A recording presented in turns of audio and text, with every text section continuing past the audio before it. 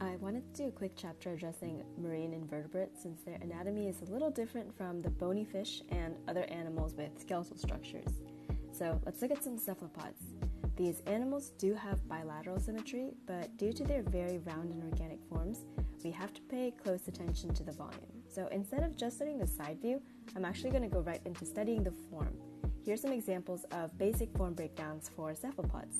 I'm dividing up the body, eyes, and tentacles, and I'm attaching the eyes on top of the head through a cylinder.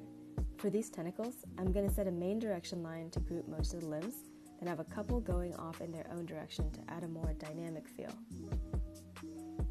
Let's also break down the tentacle itself. We're going to start with a cylinder that tapers towards the end, but make sure to establish the separation of the side that the suction cups will sit on. They're just going to be portrayed through elevated ellipses like this, and as the limb rotates, we'll see less and less of them.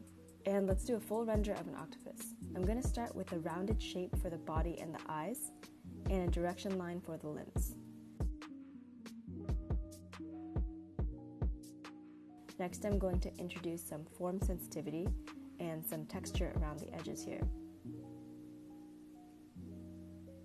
Because this animal is slightly bumpy all the way around, I do want to interrupt that silhouette and not make it so completely smooth, but I'm going to be looking for any kinds of bumps or angles and try to really emphasize those. And this will help maintain some believability in your sketch.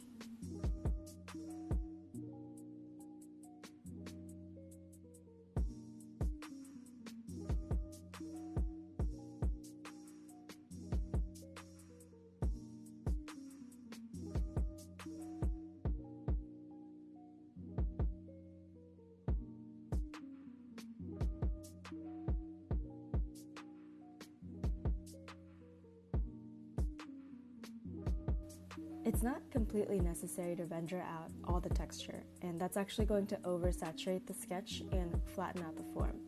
So we want to include areas of negative space so the eyes can rest. Just include some texture around the focal point, pulling up from the shadow shape.